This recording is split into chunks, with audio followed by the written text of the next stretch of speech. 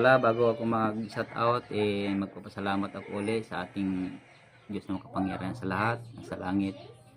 Yan lang ang proteksyon namin na sa laot, sa mga panganib, sa mga alon. Yan lang ang aming proteksyon ng kaming mangingisda. Kung oras na talaga natin, wala na tayong magagawa. Pero kasi mayroong itinakda bawat isang tao, may itinakda ang Diyos sa atin na kung hanggang saan tayong itinakda niya, kung hanggang kailan. Nakasulat yan doon sa Hebreo 9:27, nakasulat yan sa banal na kasulatan o sa Bible na ang tao itinakda ng minsan na mamatay. Yun, nakasulat yan doon. Pero kung tayo'y magpakababa, tayo'y magpakababa sa Kanya at tayo'y humiling at tayo'y matatakot sa Kanya, pwedeng humaba pa ang ating buhay o pwedeng i-extend pa ang ating buhay o dugtungan. Kasi nakasulat yan doon sa Bible, sa Kawikaan 10:27, na ang pagkatakot sa Panginoon ay nagpapalaon ng mga kaarawan. Kaya pwede niyang dugtungan ng ating buhay kung tayo'y hinihiling sa Kanya at magpakababa sa Kanya. Kagaya lang nung ni Haring Ezekias sa panahon ni Isaias, na humiling siya na malapit na siyang mamatay. Nakasulat yan doon sa Isaias 38:1-5. Sabi, inutusan ng Panginoon si Isaias na pumunta ka doon kay Ezekias at siya ay ayusin niya yung pamilya niya at siya ay mamatay na. Anong sabihin ni Isaias, may sakit na si Ezekias noon. Pumaling siya sa banig, nakasulat doon, pumaling siya sa banig at nanalangin siya sa Diyos at umiyak siya ng umiyak. At inutusan uli ng Diyos si Isaias at sinabi niya, pumunta ka doon kay Ezekias at sabihin mo na dinidinig ko ang kanyang panalangin at dadagdagan ko siya ng 15 taon o 15 years ang dinagdag ng Panginoon kay Isaias. At sinabi niya doon, kaya kahit itinakda sa atin o may itinakda na kung tayo hihiling sa Kanya, maaaring dagdagan pa ang ating buhay. Kahit tayo mga makasalanan o tayo nagkakasala, tatawag pa rin tayo sa Kanya. Kasi sabi ni Kristo nga sa Lucas 15:7-10, sabi niya, naparito ako, hindi upang tawagin ang mga banal, kundi ang mga makasalanan. Ginawa pa niyang halimbawa na, sabi niya, halimbawa, kung may tupa kayong 100 na wala yung isa, di ba ninyo iiwan sa parang yung 99 o 99 bago hanapin yung isang nawawala? At kapag natagpuan ito, di ba masaya yung may-ari na pasan-pasan niya at magsasaya siya, aanyayahan niya yung mga bahay ay yung mga kapitbahay niya na natagpuan na niya yung kanyang nawawalang tupa. Kaya sabi ni Kristo, gaano pa kaya ang isang taong makasalanan na nagbalik loob sa Diyos at tumalikod sa kanyang kasalanan, nagkakasayahan ng mga anghel sa langit. Sabi ni Kristo, at masaya ang Diyos sa isang taong makasalanan na nagbalik loob sa Kanya. Kaya mas masaya ang Diyos kaysa 99 na tao na mga matuwid na hindi siya nagsisi, hindi na kailangan magsisi. Mas masaya ang Diyos isang taong nagkakasala na tumalikod ng kanyang kasalanan. Kagaya na lang nung binanggit ni Kristo doon sa na may 2 taong pumasok sa templo. Nakasulat niyan doon sa Lucas 18:14. Yung isang taong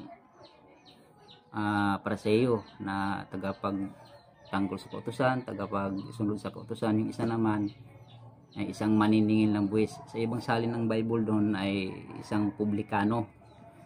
Ngayon nanalangin yung Pariseo. Sabi niya, nagpapasalamat ako sa Panginoon na ako'y hindi kagaya ng ibang mga tao na mangalunya, manglulupig, mang-aapi, nagbibigay ako ng ikapo, nag-aayuno na ako ng 3 araw, At hindi ako kagaya ng taong ito na maniningil ng buwis o ng publikano. Ngayon, nanalangin naman yung publikano, sabi ni Kristo. Ang sabi ng publikano o maniningil ng buwis, hindi man lang makatingin sa langit at tumungo siya at dinadagukan ang kanyang bibig, ibig sabihin kinakabahan.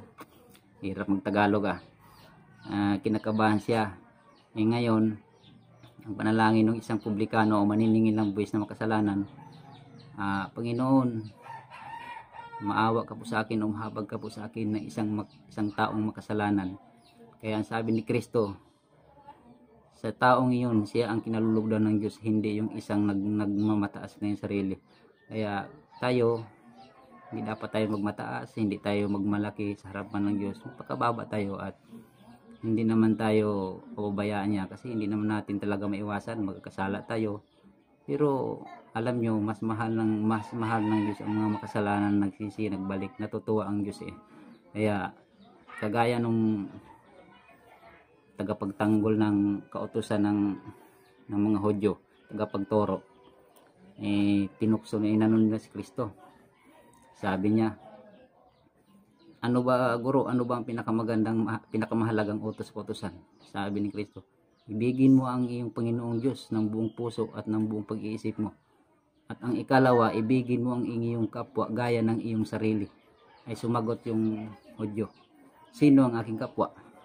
Sabi ni Kristo, ganito, mayroong taong hinarang ay naglalakbay galing sa Jericho papuntang Jerusalem. Hinarang siya ng tulisan at iniwan siyang patay o parang mamamatay na. Ngayon, dumaan yung taga-Libita, yung Libita na mga tagapagtanggol din yan, tagapagtupad sa kautusan ni Moses o tagapagtanggol yan sa kautusan ng 10 utos. Lumihis lang, tiningnan lang yung hinarang ng tulisan ng isang tao. Dumaan naman yung saserdote, ganun din ang ginagawa. Tiningnan at umiwas din. Ay dumaan yung Samaritano o isang taong tinuturi ng mga Israel na mga kasalanan o mga masama. Nakita niya yung hinarang ng tulisan. Binabaan niya, ginamot niya, pinahiran niya ng langis at dinala niya sa bahay na may bahay panuluyan. Ang nakasulat doon, sinabi niya, gamutin mo ang taong ito at ayusin mo at pagbalik ko bibigyan kita ngayon. Sa pagbalik ko bibigyan kita uli kung kung may kulang pa ako. Ngayon tinatanong siya ni Kristo, sino ang nakikipagkapwa sa mga taong yun? Sabi ng Hudyo, yung nagpapakita ng habag doon sa kapwa, doon sa hinarang ng tulisan. Sabi ni Kristo, humayo ka at yun ang gawin mo. Kaya ang pakikipagkapwa dapat hindi lang sa ating mga kakilala o kababayan o kalahi o kahit ano pa siya, o kahit Muslim pa siya, kahit Negro pa, kahit Chinese pa yan, kung nangangailangan ng tulong, dapat ganun tayo. Kasi nagbigay na halimbawa si Kristo na nung ginawa ng publikanong makasalanan, yung ginawa niya, napakita siya habag, yun doon siya kinalulugdan ng Diyos. Kaya lang yung iba, ang tinutulungan nila yung kanilang kababayan lang o kakilala, ay pangit yun. Kaya ang sabi ni Kristo sa Lucas 6:32 hanggang 35, sabi niya, kung ang ibigin ninyo yung umiibig sa inyo, kung bibigyan niyo yung gumaganti sa inyo, ano pang gantimpala ang inyong kakamtan? Kailangan ibigin ninyo yung hindi umiibig sa inyo, gawan ninyo yung hindi makagagawa sa iyo. Pahiramin nyo yung mga kaaway ninyo, tulungan nyo yung mga kaaway nyo, magiging tunay kayo ng mga anak ng kataas-taasan. Kaya yun ang dapat natin gawin, na pakikipagkapwa, kahit anong pang lahi siya, kahit pang anong tao siya, kung kailangan ng tulungan natin. Kaya pasensya na kayo, baka sabi kayo na bakit nagbabanggit ako ng talata sa Biblia, hindi ko naman binabasa ang Biblia. May Biblia ako dito, ito, kapal nito, kaya lang nahihirapan ako magbasa. Kapag magbasa ako, pag ginaganon ko, aba, nagdudoble na yung paningin ko. Ang litra, nagdudoble na. Pag ilayo ko naman, parang nagkakabit-kabit na. Kaya, pero dati, adik ko sa Bible magbasa. Halos araw-gabi, halos sa loob ng 5 taon, nagbabasa ako. Halos araw-gabi. Pero dati, hindi ako maniniwala sa Biblia. Hinahamak ko pa ang Biblia. Kasi, ang halimbawa ko noon, ay mayroong taong sumakay ng batil o yung barko na kahoy. Yung isa nagdala ng Biblia, yung isa nagdala ng rebulto. Nung nalubog na, patay yung nagdala ng Biblia. Ay yung nagdala ng rebulto, yun ang ligtas. Kaya hinahama ko to. Noong nalaman ko na ang Biblia, nagbasa na ako ng Biblia, biglang lumiwanag ang isip ko. Aba, natatawa ako sa sarili ko. Kung wala palang Biblia, hindi malalaman ko na mayroong Diyos, mayroong Kristo na namatay, na buhay, na magliligtas sa mga tao.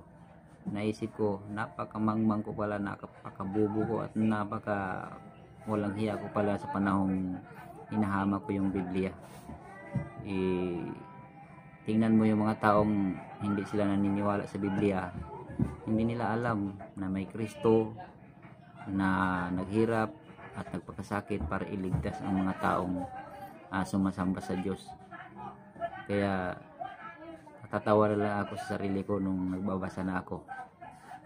Kung wala palang Biblia, kagaya ng ibang bansa, bawal ang Biblia, hindi nila alam ang Diyos, hindi nila alam ang Kristo na anak ng Diyos na magliligtas sa mga tao pagdating ng paghuhukom.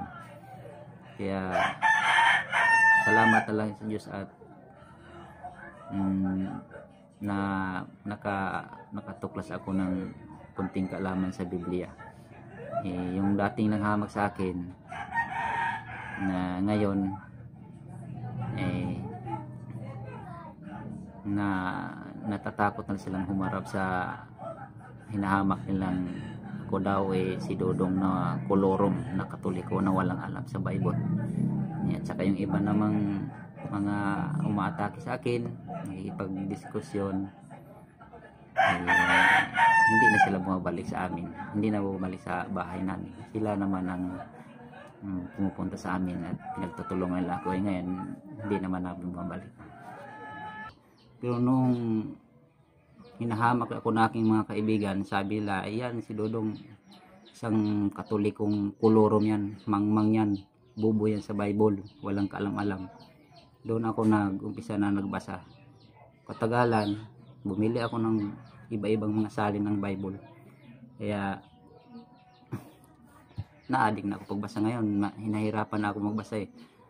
Kaya sa katagal ko ng basa, mayroon akong kunting nalalaman sa mga talatang natatandaan ko. Pero kunti lang naman. Kaya yung paggawa natin ng mabuti, kahit makasalanan tayo, nagkasala tayo, kasi ang pinakamagandang gawin ayon sa Biblia, ayon ni Kristo, ang pakikipagkapwa mo sa tao. Kasi ang sabi sa Santiago 2:13, sabi ni Santiago, ang mga mahabagin ay walang dapat ikatakot sa oras ng paghukom, pero ang hindi marunong mahabag ay hindi rin sila katakutan na parurusahan ng pagdating ng paghukom. Kasi yung pag-ibig sa kapwa, pag-ibig sa mga kaaway, yan ay napakaganda yan. Yan ang nagtatakip ng ating maraming kasalanan. Nakasulat yan sa unang Pedro 4:8. Ang pag-ibig ay siyang nagtatakip ng ating maraming mga kasalanan. Kasi lahat tayo magkakasala, lahat tayo magkasalanan. Kaya yan ang pinakamagandang gawin natin. Kahit sino pang tao, kahit sino pang makasalanan, kagaya nung tulisan, dalawang tulisan na kasama ni Kristo. Sabi nung tulisan ng isa, hinahamak siya, di ba ikaw ang Kristo? Iligtas mo ang iyong sarili at iligtas kami at sumasamba kami. Ay sabi ng isa, di ka ba natatakot sa Diyos? Tayo dapat lang hatulan kasi tayo mga makasalanan. Ay ang taong ito ay walang kasalanan. At sabi niya kay Kristo, Panginoon, alalahanin mo ako sa iyong pagdating mo sa kaharian. Ang sabi ni Kristo, ngayon din sinasabi ko sa iyo kakasamahin kita sa paraiso. Kaya yun, mga makasalanan tao na yun, pero nagpakababa sila, hindi sila nagmamataas, pinatawad pa rin sila ni Kristo. Kaya, pero ang masakit, kung halimbawa alam mo yung mali, alam mo yung hindi dapat gawin, yung alam mo magkakasala kag ginagawa mo, yun ang napakalaking kasalanan. Nakasulat niyan sa Hebreo 10:26. Kung alam mo na kasalanan o alam mong mali ay ginagawa mo, wala ka ng haing natitira o wala ka ng kapatawaran. Pero kung halimbawa nagkamali ka na hindi mo sinasadya o nadala ka lang sa mga hindi mo alam kung ganun pala ang mangyari, magkasala ka, papatawarin naman tayo ng Diyos. Pero kung yung mali, alam mong mali ang manghamak, mali ang manlibak, mali ang mga manlait, mali ang manirang puri, ay ginagawa mo, yun ang kasalanan na walang kapatawaran.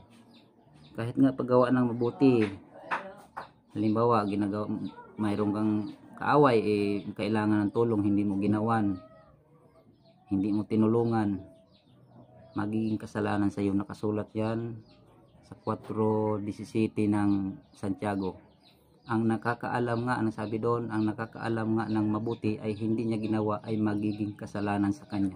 Kaya napakahirap niyan na alam mong mabuti, hindi mo ginawa, alam mong kailangan ng kapwa mo, kay kaaway mo, hindi mo ginawan, alam mo yung tama, alam mo yung dapat sabihin mo, ay hindi mo sinabi, hindi mo pinayo, magiging kasalanan mo pa sa'yo. Kaya ang haba na pala ng oras, napasarap ang kwento ko sige, naku, 15 minutes na, dami pa akong i-shout out dito.